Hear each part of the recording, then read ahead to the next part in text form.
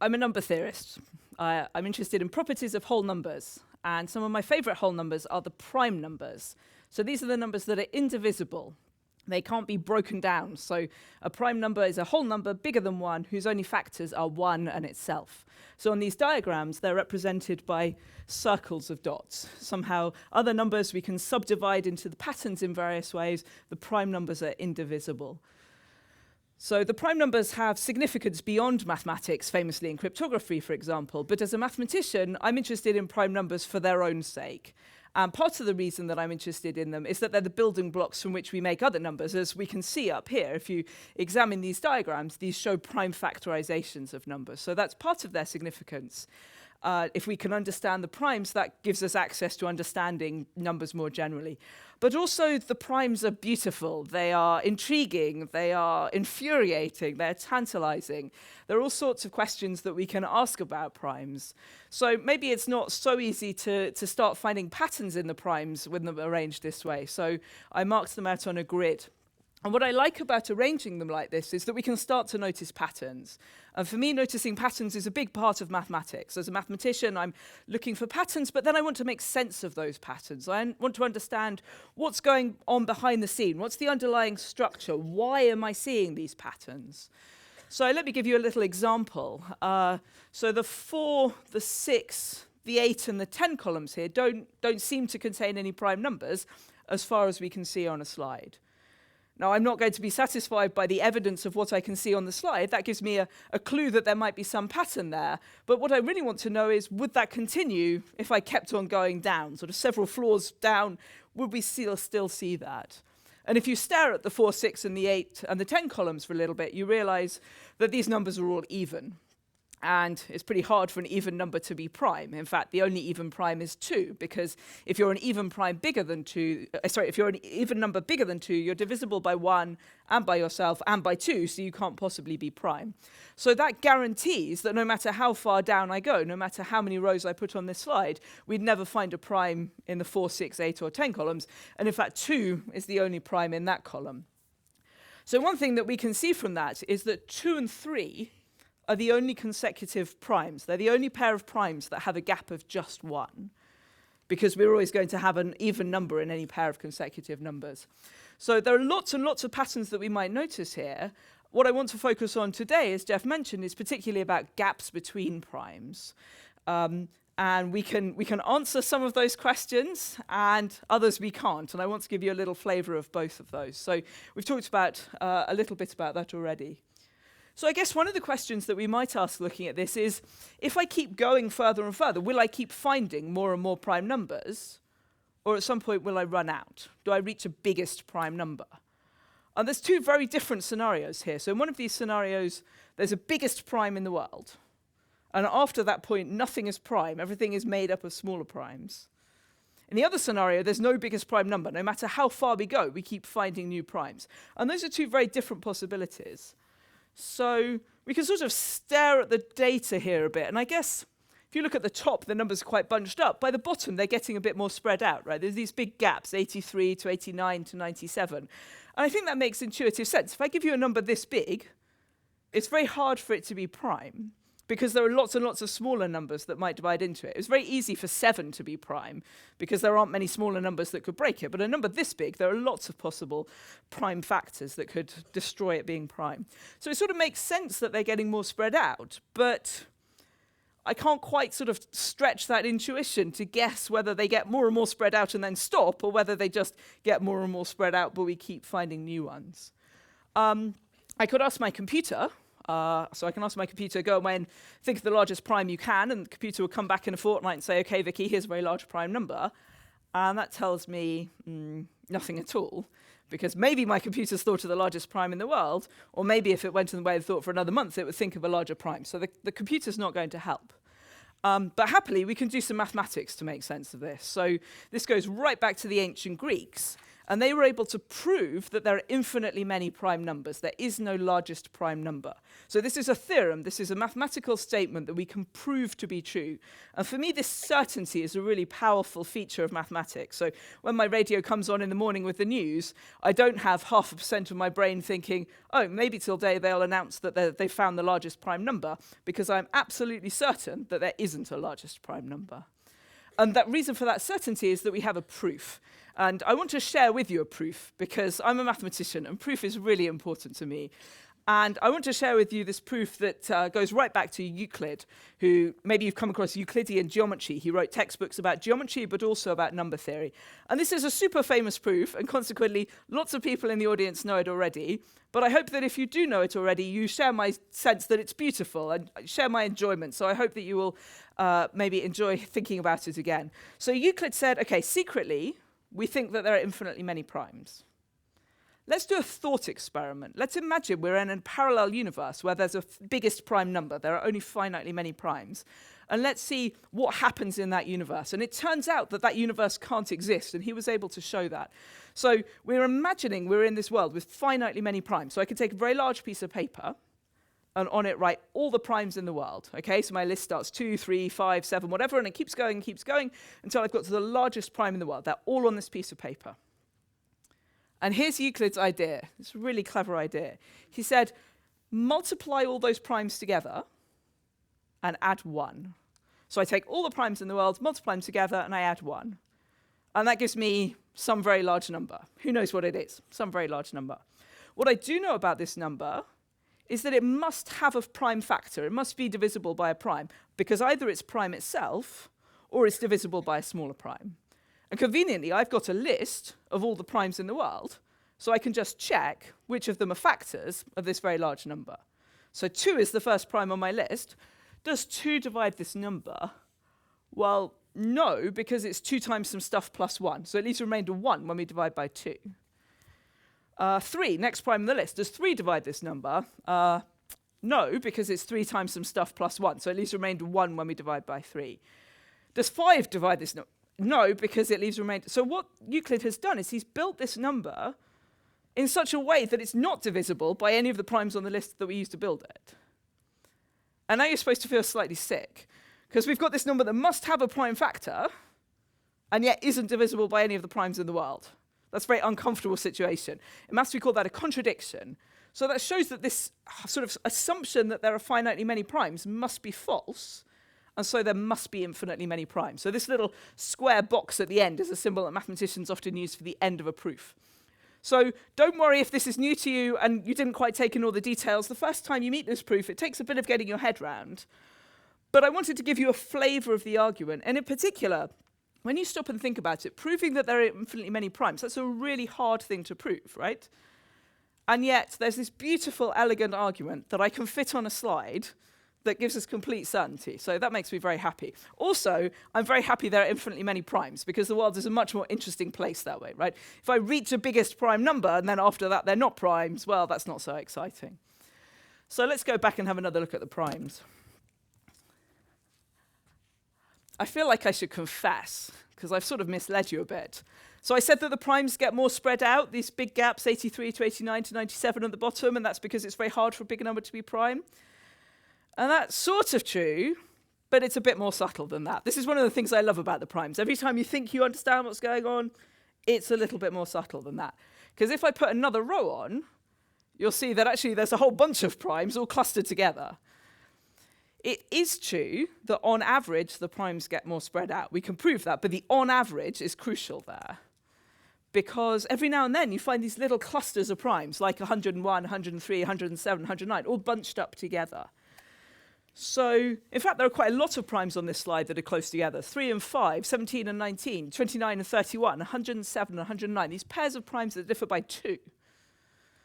So we know there are infinitely many primes. We might ask, are there infinitely many pairs of primes that differ by 2?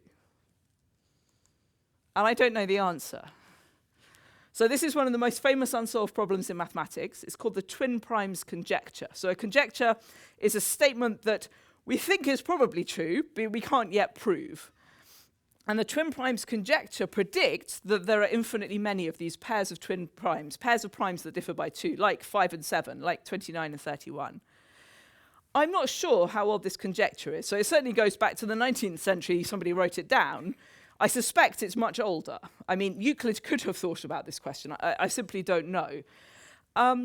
Why do we think this is true? So I've got 2 reasons, a moderately good reason and a much better good reason. The moderately good reason for believing the twin primes conjecture is that with the help of computers, we can find very large examples of primes with gaps of 2.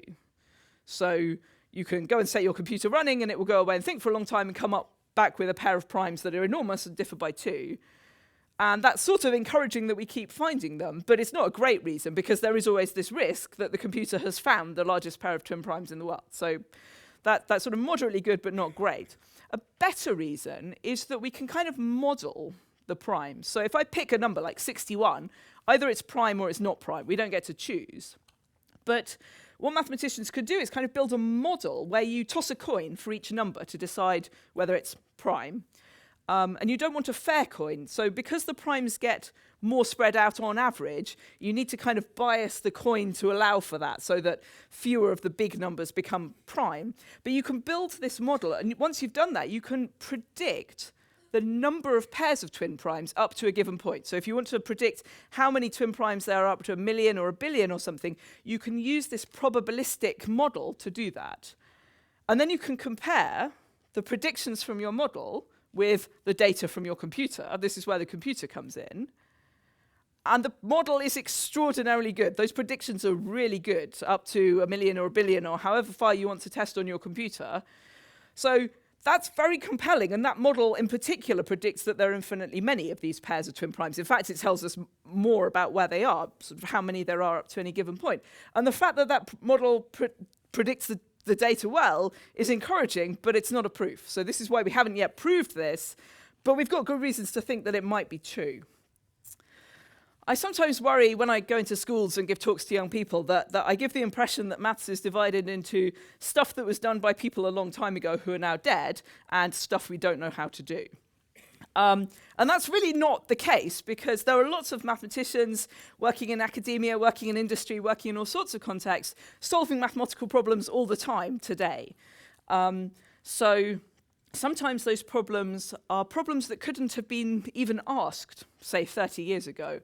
It didn't make sense to ask that question until there'd been these other developments and the question arose out of that. But some of the problems that people are making progress on are these very famous old problems. And what I want to focus on today is spectacular recent progress on this particular problem, the twin primes conjecture. This goes back to May 2013, when a mathematician called Chang Jiang made this announcement that really got the attention of the mathematical community. So Jiang was able to prove that there are infinitely many pairs of primes that differ by at most 70 million. When you're aiming for the twin primes conjecture in a gap of 2, 70 million is a long way off, right? It feels like, so what? But what was important was this was the first time anybody had proved any result of that flavour before. And while 70 million is a lot bigger than 2, it's much, much smaller than infinity. So this was the first time anybody had managed to prove a result like this.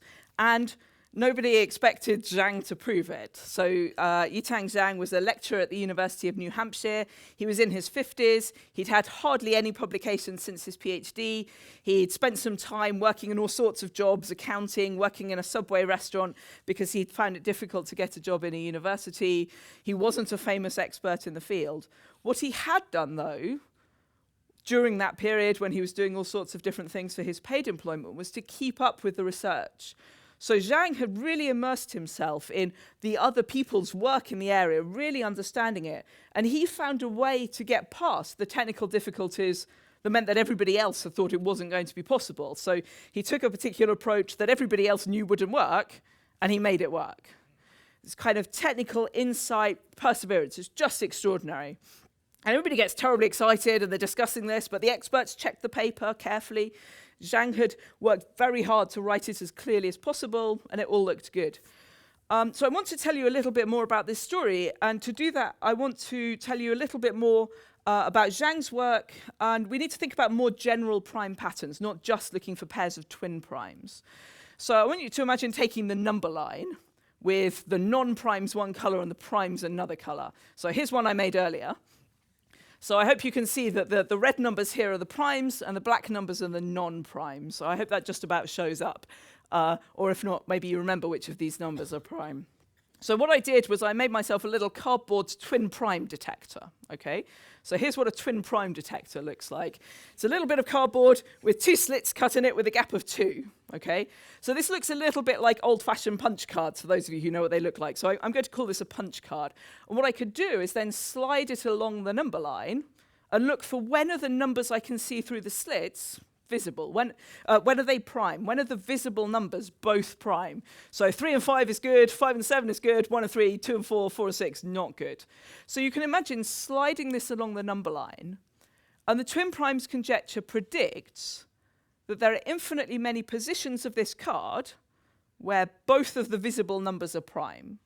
That's what the twin primes conjecture says. And when we think about it that way, we can imagine making other punch cards with other patterns of slits and trying to detect primes again, trying to find when all of the visible numbers are prime. So I made another shape punch card. So you can see I've added an extra hole here. And I can slide this along. And the goal, again, is to find positions of the card where all of the visible numbers are prime. And what I'd like is infinitely many positions of the card where all of the visible numbers are prime. That's the goal. So I can slide it along and slide it along. And it's not looking so good for this card, is it? So 2, 4, 7 was promising. It was sort of close, but not quite. 3, 5, 8, close, but not quite. 4, 6, 9, completely hopeless. 5, 7, 12. So this is not kind of working out somehow. We haven't actually found any examples yet. But when you stare at this a little bit, if you look at the 2 numbers on the right, we always have an odd number and an even number. Because there's a gap of 3, we're always going to have an odd number and an even number. And we know that the only even prime is 2. So once we kind of passed 2, which we are more or less straight away, we stand no chance at all of having both of those right-hand 2 numbers being prime. So this card, from our point of view, is really bad news. We are not going to be able to find infinitely many positions of this card where all of the visible numbers are prime. So this is a bad card. Let's get rid of it straight away, and let's try a different card. So this card, I've been more sensible because I've made it so that all of the visible numbers are odd, so that I don't have this problem with kind of pesky even numbers sneaking in. So you can see I've got a prime triple here, 3, 5, 7. These are all prime, and then I can slide it along. Not quite. Not quite. Not quite. I've really gone off the number 9 at this point. I mean, you can keep stopping them. I'm only looking at the odd numbers here. I didn't bother photographing when it was over the even ones. I finally escaped 9, but now 15 is a problem. Okay. So this time the problem is not to do with odd and even numbers because I fixed the spacing so that all of the visible numbers can be odd. But still, we seem not to be getting all of the visible numbers being prime after 3, 5, 7. And when you stare at it a bit, it turns out that the problem here is multiples of 3. So 9 and 15 are the problematic numbers here. If we kept going along, you'd find it was 21 and so on. So the problem is multiples of 3. And it would be nice to understand why we seem to be getting that problem. Maybe if we go to really big numbers, we wouldn't have that problem. So what's going on? And I want to think about that by the medium of pictures of bars of chocolate. So here are my bars of chocolate, and every number in the world corresponds to one of these 3 pictures, okay? So on the left, they're multiples of 3. In the middle, 1 more than a multiple of 3. On the right, 2 more than a multiple of 3. So every number is a multiple of 3, or 1 more than a multiple of 3, or 2 more than a multiple of 3. And by staring at these pictures and thinking about the different cases for the starting numbers with this punch card, what you find is that amongst the 3 visible numbers, you always have one of each type. You always have a multiple of 3, and 1 more than a multiple of 3, and 2 more than a multiple of 3, in some order. So you can look at the particular numerical examples I've got on the screen and check that. You might like to go away and think about why that is, and maybe draw yourself some pictures of bars of chocolate, or find another way of thinking about what's going on. So the problem with this punch card is that amongst the visible numbers, we always have a multiple of 3, and a number that's 1 more than a multiple of 3, and a number that's 2 more than a multiple of 3.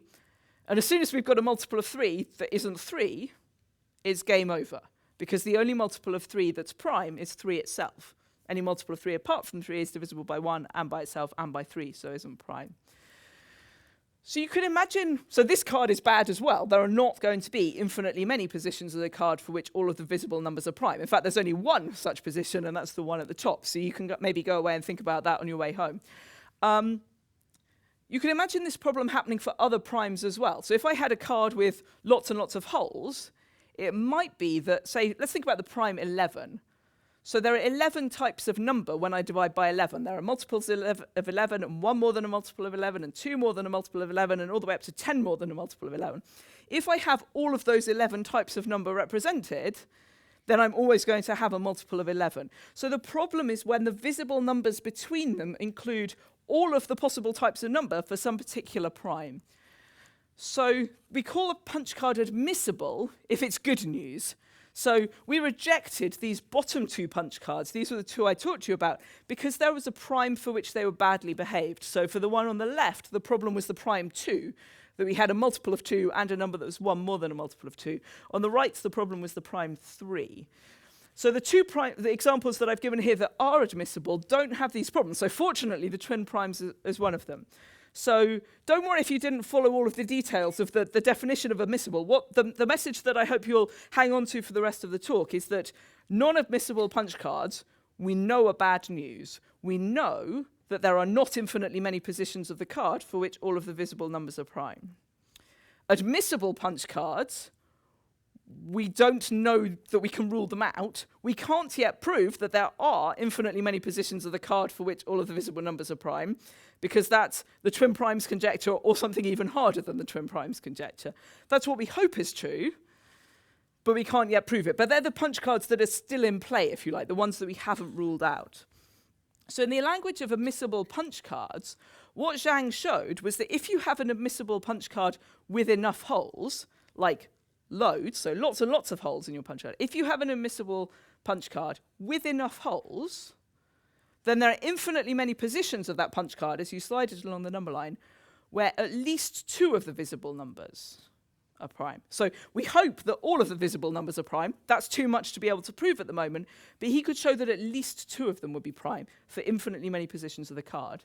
And then crucially, there is a punch card that is admissible, that has enough holes for his theorem to apply, that has width 70 million. So the kind of length of this card is 70 million. So I start over here and I slide it along, and here's a position where at least 2 of the visible numbers are prime, maybe these 2. And then I slide it along a bit more, and maybe it's these 2. So they're always within 70 million of each other, but I don't know which slot. So that's how he ended up with the result of the form, there are infinitely many pairs of primes that differ by at most 70 million. It's all to do with these punch cards. Jiang didn't work super hard on the number 70 million. All that mattered for his paper was that he had a number, right? If you're writing a paper like that, it doesn't matter whether you get 65 million or 70 million. And he had to focus on making his arguments as clear as possible so that other mathematicians would take the trouble to read his work and to check the arguments and to confirm that they accepted his proof. So he didn't try to get the best number possible. But of course, as soon as this news went public, other people wanted to have a go to see, well, maybe I can just tweak Jiang's argument in some way. Maybe I can tighten it up. And there were 2 ways to improve on his bound straight away. One of those was by decreasing the number of holes you need on your punch card. So that sort of makes life easier. And the other is to find narrower punch cards that have enough holes. And those 2 aspects have a slightly different flavor. One's a bit more theoretical, one's a bit more computational. So people were keen to have a go at that. So on the 30th of May 2013, so really not long after this, Scott Morrison, who's a mathematician, posted a blog post. I just can't resist. There are infinitely many pairs of primes, at most 59,470,640 apart. And that really captures the sense that was going on, that people wanted to hold the world record on this problem, right? This is one of the most famous problems, unsolved problems in mathematics, and maybe for 5 minutes, you could be the world record holder on this problem. What was really great about Scott Morrison doing it on his blog was that then other people joined in on the comments underneath his post. So rather than going away and writing it up in lots of disparate places to make it hard to find, people started saying on his blog, well, look, maybe you could do this, maybe we could do that, maybe we could change it. And so there seemed to be a desire for some kind of collaboration. And to do that, people set up a Polymath project. So I just want to tell you a little bit about Polymath for a second. So back in 2009, the mathematician Tim Gowers, who's a British mathematician, who has a very widely read blog, asked on his blog, is massively collaborative mathematics possible? So he had this sort of vision where all sorts of people around the world could collaborate in public, online, to solve a problem without any one person having to think too hard and without any one person taking an overview of the whole project. So a little bit like an ant's nest, sort of everybody busily working on their own little bit, and somehow you'd solve a problem. And so when he put out his ideas for how this might work on his blog, he suggested a research problem to work on. And this was a research problem that people in the area had genuinely tried to solve and hadn't been able to solve. And within a few weeks, I think to everybody's surprise, including Tim Gower's, the Polymath Project solved this research problem. So this online collaboration seemed to have worked out. So after that, there were a few more Polymath projects of varying degrees of success, because this is a new way of working and you have to figure out what kind of projects might work for this. But it meant that when this came along, it was quite natural to say, let's have a Polymath project. So this was proposed by Terry Tao, who is another distinguished mathematician. Like Tim Gowers, he's a Fields medalist. Like Tim Gowers, he has a widely read blog, and he's been involved in Polymath and so on. And Terry Tao proposed a Polymath project, this was Polymath 8, with two related aims. So one was to improve on that number, the 70 million, sort of bringing it down towards 2. And the other was understanding the work of Jiang, but also how it fits into the bigger picture. Jiang's work didn't come out of nowhere. It built on work by other experts, piecing it together and understanding what were his new ideas, how did it fit in with those other things. That was another really important aspect of the Polymath project. So this collaboration was entirely public. It's on blogs, it's on wikis, it's all still there. You can go and look at it. And over the summer of 2013, they made a league table on a wiki to keep track of the kind of world record. So I just took some screenshots. So I don't know whether you can see the second row from the top there is Jiang, and the crucial column is the H one, just to the left of the comments. So you can see 70 million Jiang. And then just below it, there's Scott Morrison's and so on. So people would come along and say, this is the number I think I can get. And here's a link to the blog or the wiki or the website or whatever where you can see the discussion. And then other people could come along and check and go, yep, that looks great, or I don't understand this bit, or there seems to be a problem here or whatever. So it's a very efficient way of doing this. And this number just drops and drops. And you don't even have to read the numbers to see that the number of digits is decreasing in this column through May, June 2013. And it just kept going. This is quite an interesting section of the league table, because you can see lots of the numbers are crossed out. And mathematicians don't tend to publish their mistakes. So the great mathematician Gauss made this analogy with a builder who doesn't leave the scaffolding up when they've built a building. So mathematicians typically, you work on a problem and you work on a problem, and then you write up the bits that worked to be published in a journal. You don't tell people about the 95% of the things that you tried that didn't work. One of my mathematical heroes is Julia Robinson, who was a mathematician in the US in the 20th century. And an administrator once asked her to describe her typical week. So here's how Julia Robinson described her typical week. Monday, tried to prove theorem. Tuesday, tried to prove theorem. Wednesday, tried to prove theorem. Thursday, tried to prove theorem. Friday, theorem false. So I guess it wasn't a theorem if she hadn't proved it. But the point is that mathematicians spend a lot of time trying out ideas that don't turn out to work or don't work immediately, and you have to go back to them later. And normally we don't see that. And one of the features of this Polymath is that it's all there in the record. So what happened here was that one of the experts in the area, a mathematician called Janusz Pince, put out a preprint, like a draft paper, with some ideas that were relevant. And the polymathematician said, that's great, we can use Pince's work to improve the bound. And then it turns out there was a mistake in the draft. So the draft was still went on to be useful. It got sorted out later on, and it was still helpful. But it meant that these numbers had to be retracted because they relied on something that didn't work. Anyway, the numbers kept falling and falling. Various people got involved, improving on the bounds in different ways. So in order to tell you more about this, I want to go back a little bit. So I want to go back to 2005. So this is before Jiang's breakthrough. This is before he made his spectacular progress. The previous spectacular progress on this problem was by Goldstone, Pintz, and Yildirim. So it's the same Pintz I just mentioned, in fact. And they were able to show that if they assumed the Elliott-Halberstam conjecture, they could prove that there are infinitely many pairs of primes that differ by, at most, 16. As in 16. The problem is that their work relied on assuming some other problem that they didn't know how to solve. But that's often how mathematicians make progress. This is a well-understood way of making progress. So, well, I can't solve this problem, but if I pretend I can solve that problem, then I can solve this problem. And that could be really helpful because it focuses on what's the difficulty here, what's the really key thing. So the Riemann hypothesis is famously assumed at the beginning of lots of papers in number theory. If we assume we can solve this famous problem, then we can do this. In this particular branch of number theory, the problem that you want to pretend you can solve is called the Elliott-Halberstam conjecture. I'm slightly oversimplifying here because really there's a family of results sort of all get called the Elliott-Halberstam conjecture at different points, and you need to assume a sufficiently strong version of the conjecture for this theorem. But let's not get into the nitty-gritty here. I want to give you a flavor of what this conjecture is about, though. And it's about the distribution of prime numbers, unsurprisingly. So if I arrange the primes not in 10 columns, as I did earlier, but in 6 columns, we can notice some interesting things. So do you see the 4 column and the 6 column don't seem to contain any primes, at least as far as I've got on the slide? And again, those numbers in the 4 column and the 6 column are all even, and we know that 2 is the only even prime number. So in fact, 2 is the only prime in its column. What else? Actually, 3 is looking pretty lonely there, right? 3 appears to be the only prime in that column. And if you stare at those numbers for a bit, you realize that that column are the multiples of 3, the odd multiples of 3. So we know that 3 is the only prime multiple of 3. So 3 really is the only prime in that column. So what this arrangement and that little bit of reasoning shows is that apart from 2 and 3, every prime in the world is 1 less than a multiple of 6 or 1 more than a multiple of 6. Isn't that nice? It's so cute. I'll say it again. Apart from 2 and 3, every prime in the world is 1 less than a multiple of 6 or 1 more than a multiple of 6. And now that we know that, we can start asking all sorts of other questions. Like, we know there are infinitely many primes. There are infinitely many primes apart from 2 and 3 to be distributed.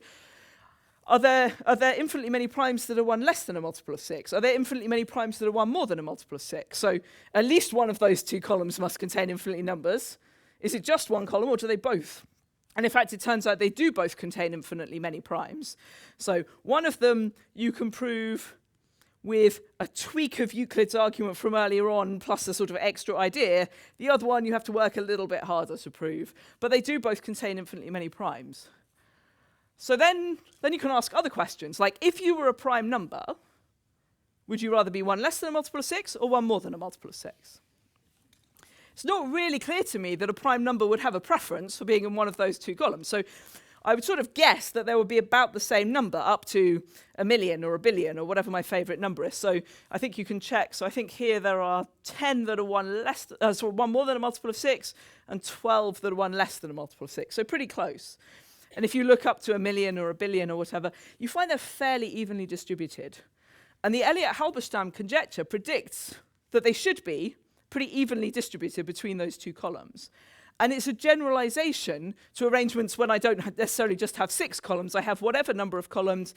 You can predict which columns should have infinitely many primes. And then the Elliott-Halberstam conjecture predicts that they're kind of evenly distributed between those columns. So if you assume a sufficiently strong version of that, Goldstone, Pintz, and Yildirim, all the way back in 2005, were able to prove that there are infinitely many pairs of primes that differ by at most 16.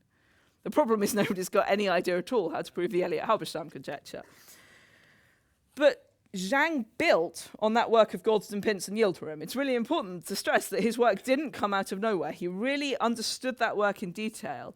And what he was able to do was 2 simultaneous things. One was slightly weakening the assumption so that he didn't need that full strength of the Elliott-Halberstam conjecture. He could assume a little bit less. And then crucially, he could prove that. And that's how he was able to come up with a result that was sort of certain rather than conditional, depending on this other problem. But somewhere along the way, you sort of lose some of the numerical bounds, which is why he didn't get 16. So back to Polymath. By August 2013, so this is just a couple of months after Jiang announced his work, By August 2013, the Polymath Project had managed to show that there are infinitely many pairs of primes that differ by at most 4,680. That's still a long way from 2, right? Remember, we're trying to show there are infinitely many pairs of primes that differ by 2.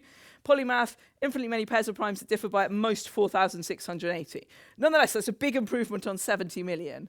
And one of the things that I love about this problem is that you can kind of see the progress happening. So often, it's very hard to see from the outside whether someone is making progress on a problem. Often, frankly, it's very hard from the inside to see whether you're making progress on the problem.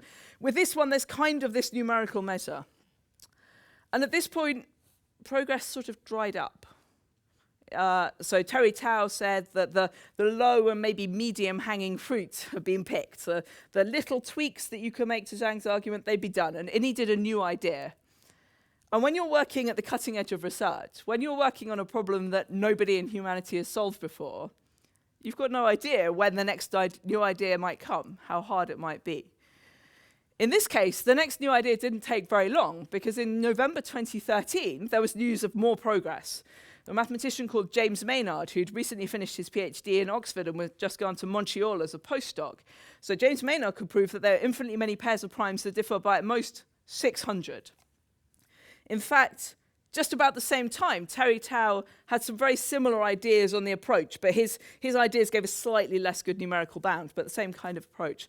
And what Maynard had done was go back to the work of Goldston, Pintz, and Yildirim, which was something that he was an expert on following his PhD, and he'd found a new way to progress from there, so that his work was both less technical than Zhang's work and gave a better bound.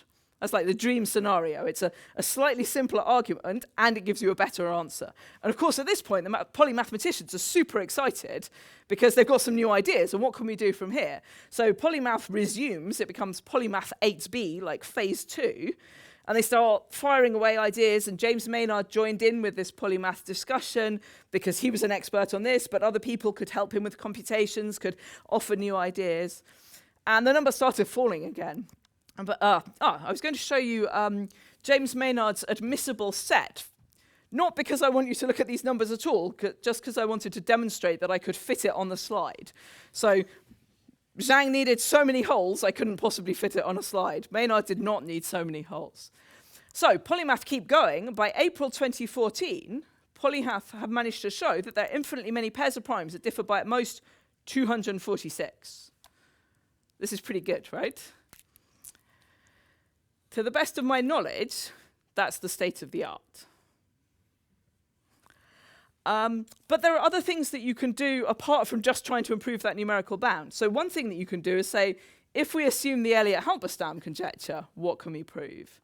And if you assume this additional information about the distribution of the primes, Polymath, building on James Maynard's work, can show that there are infinitely many pairs of primes that differ by at most 12, or maybe even 6 if you assume even more, but that's a little bit more controversial.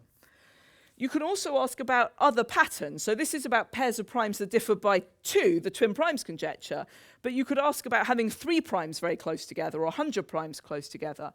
And James Maynard's work was able to give access to those, and Terry Tao as well, was able to start giving numerical bounds. So the Polymath Project has also looked at numerical bounds for some of these kinds of things. James Maynard's work was about small gaps between primes, but extraordinarily, he was able to use it to prove a theorem about large gaps between primes as well. So you have to be slightly careful about that. So you can have as big a gap as you like between 2 consecutive prime numbers. That's a nice problem to think about if you've got a train journey home at the end of the evening. Can you show that there are 100 consecutive numbers, none of which are prime? So you can have gaps that are as big as you like, but what's interesting is how the size of the gap compares with the average gap for numbers, around 1 million. We know what the average gap between primes is. How much bigger than the average gap can it be? And James Maynard was able to prove that using his work on small gaps between primes, at the same time as a group of 4 other mathematicians using a completely different approach, were able to prove a similar kind of result about large gaps between primes. So there was all sorts of things happening in this area. There's a problem called the parity problem in this particular branch of mathematics, sieve theory. This parity problem means that we don't expect to get below 6 on this problem using the current ideas. 6 seems to be kind of the threshold we want to get to. So it definitely needs some new ideas. So it might be that the twin primes conjecture will be proved next week. I do believe it will be proved, I just don't know when. So maybe next week, maybe next year, maybe it will be one of the young people here today will prove it in 10 years' time. I'm looking forward to finding out. It's been a great honor to be able to talk to you this evening. Thank you very much indeed.